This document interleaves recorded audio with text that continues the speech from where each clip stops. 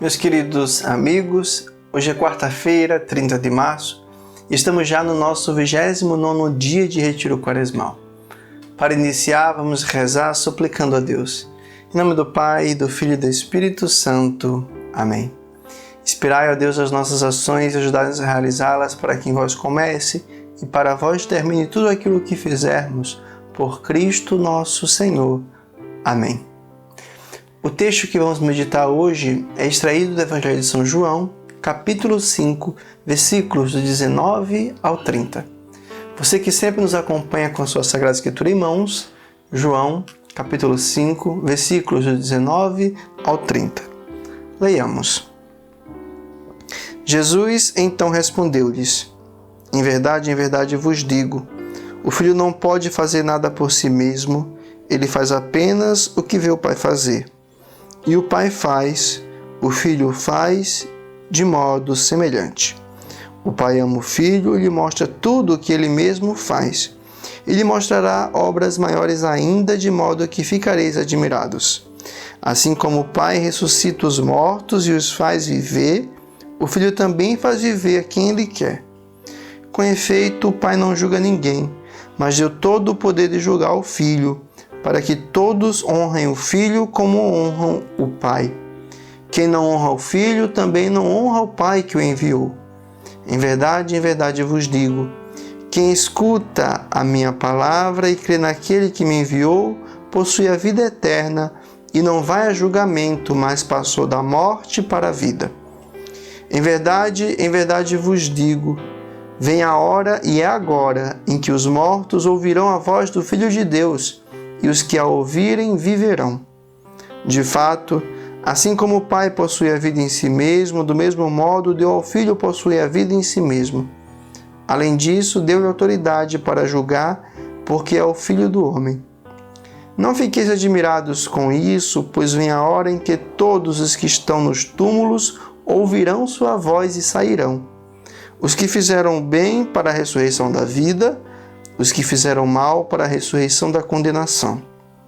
Por mim mesmo, eu não posso fazer coisa alguma.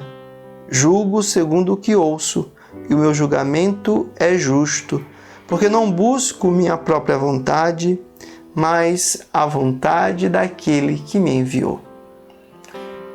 Meus queridos, como o Pai ressuscita os mortos e lhes dá a vida, assim também o Filho dá a vida a quem ele quer. Vejamos, Jesus, Filho de Deus, tem o mesmo poder do Pai, dá a vida ao homem que jaz na morte do pecado. Esta é a sua missão de Salvador. Eu vim para que todos tenham vida e a tenham abundância, como nos diz lá no Evangelho de João. Mas temos que nos perguntar, que deve fazer o homem para colher em si a plenitude desta vida? Nisso nos responde o Senhor.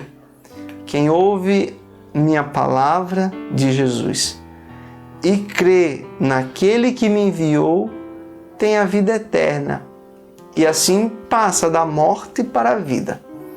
Portanto, duas coisas se exigem: a fé, crer em Deus, crê em Cristo, Filho de Deus, aquela fé que recusaram os judeus e, recusando-a, rejeitaram e perseguiram o Salvador.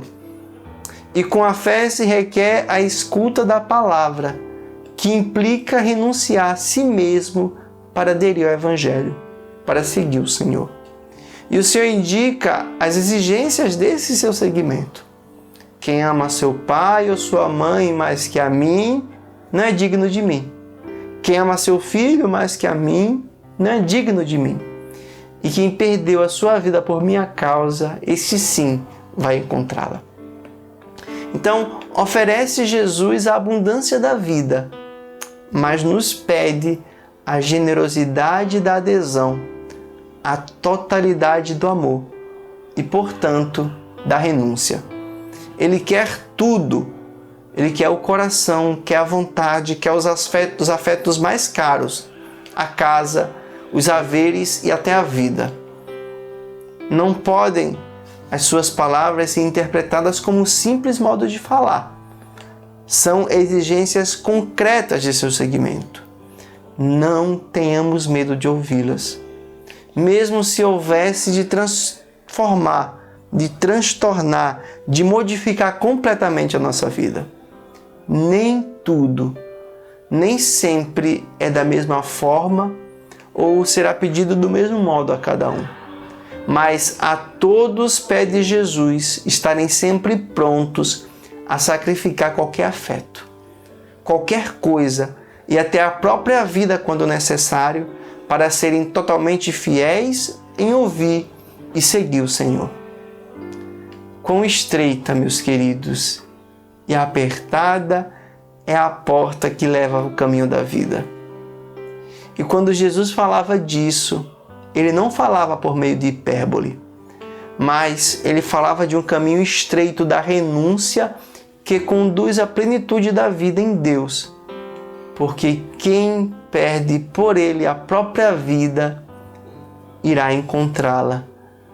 Deus, meus queridos, obviamente não criou o homem para o sofrimento. Ele não criou o homem para a renúncia, mas ele nos criou para a felicidade. Nos criou para a vida, mas não para uma felicidade e vida efêmeras, como são essas vidas terrenas, mas sim para a vida eterna, para coisas indefectíveis que só nele é possível encontrar.